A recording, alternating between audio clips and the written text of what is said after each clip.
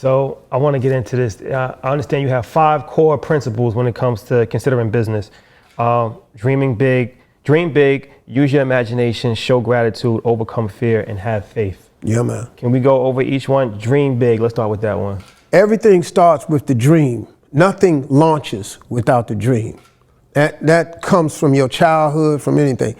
It's the dream. It's the core basis of success.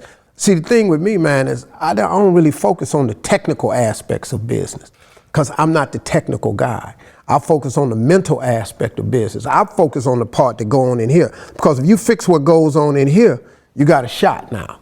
And technical ain't nothing if you ain't got it set up. So the dream is the core of everything.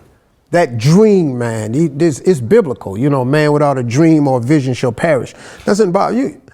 Education ain't even in the Bible. I ain't never read nothing about Harvard, Emory. I ain't never heard no Ivy League scriptures. All it talks about is that dream. So that's the core. Yeah. Imagination. Yeah. Now, that's critical because, see, what people don't understand is, man, this thing that you imagine is a peak. Albert Einstein had a quote. He said, imagination is everything. It's the preview to life's coming attractions.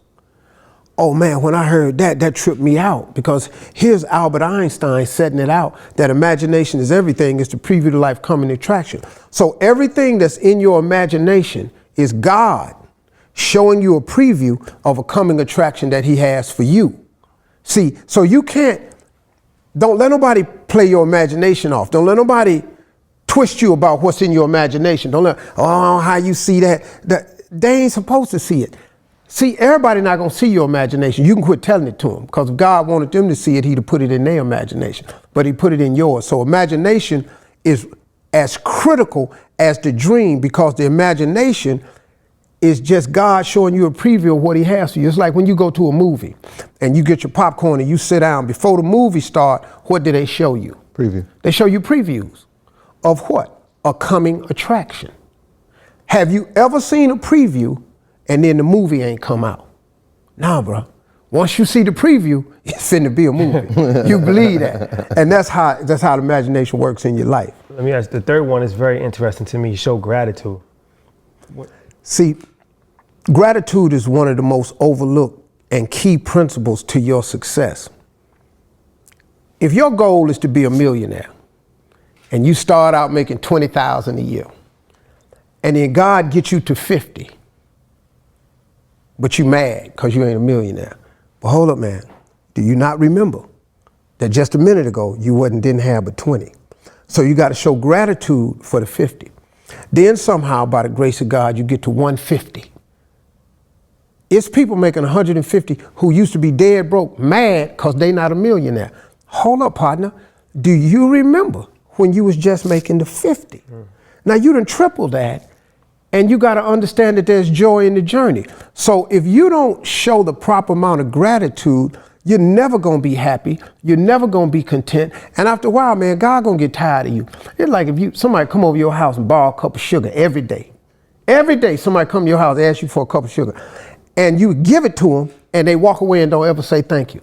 How many times can this cat come to your house and get this sugar without saying thank you to you before you as a human being go, yo, my man, you come here every day and I give you this cup of sugar. You ain't said thank you one time. Don't come by here no more. But through God's grace and mercy, he allowed us to keep coming back. But suppose you were grateful though.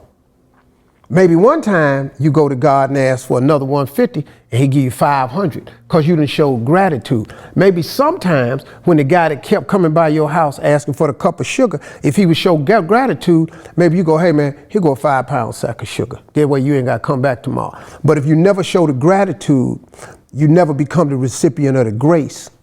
And the grace is what you need on top of that helps you get to the next level and take you place. My wife asked me the other day, because I just turned 65, right? And I was talking to my wife and I said, baby, I was just kind of got a little throwed off a little bit, because even I'm human, you know, I got a little throwed off. I said, baby, I just turned 65 and I really was wanting a little bit more to be popped off by now. She said, wait a minute, hold up, Steve. Wait a minute, hold up. She said, wait a minute, let me ask you something. When you was 30, where did you see yourself at 65? I said, well, I ain't see this. She said, exactly. She said, so you can want all you want, but you need to go outside and just drive around and go get in some of your cars and see how you fly and just take a look around. And now I think you'll be all right. And I went on to sit down. Go sit down. What about overcoming fear?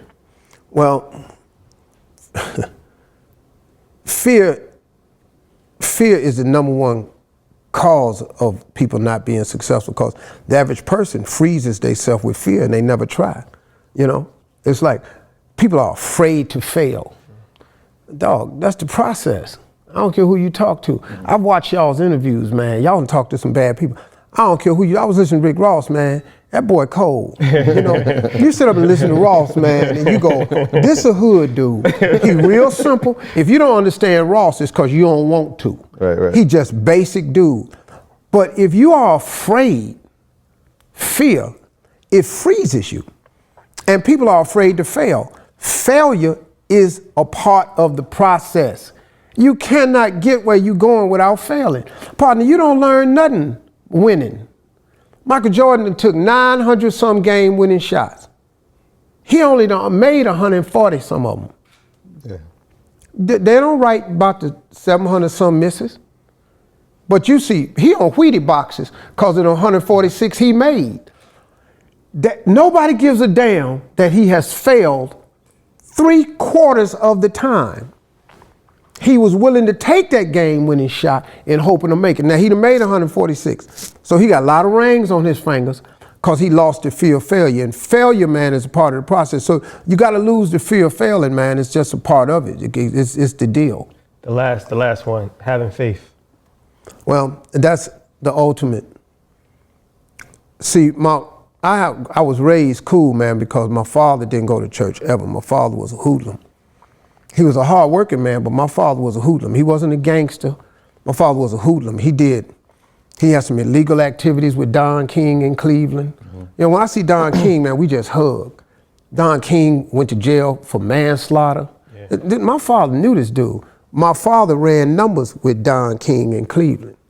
Because in the wintertime, he worked construction, so he wasn't working. So he was a number runner in Cleveland. So my first job when I was 10 years old was a paper route. And my job was not to just deliver the papers, but I had to go to everybody's house off my bike and remember where they put their numbers. Some people put their numbers up under the fender of their car. Some people would tape it under their stairway, under their steps. Mm-hmm. Rats and stuff under there, get up there and get their paper. Some people would put it behind their mailbox. Some people would hand it to you every morning. And my father was a hoodlum. My mother was saved. She was a Christian. My mother took her to church.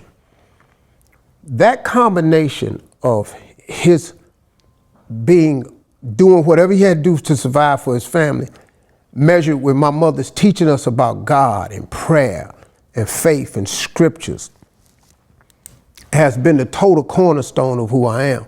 My faith, faith is the belief in things that you cannot see. Mm-hmm.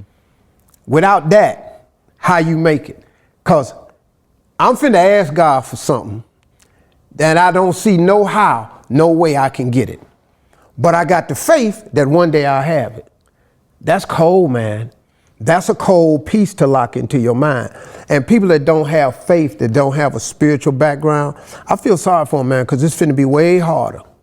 Way harder, because too much gonna happen to you that's gonna require some God. Now, you can think it don't.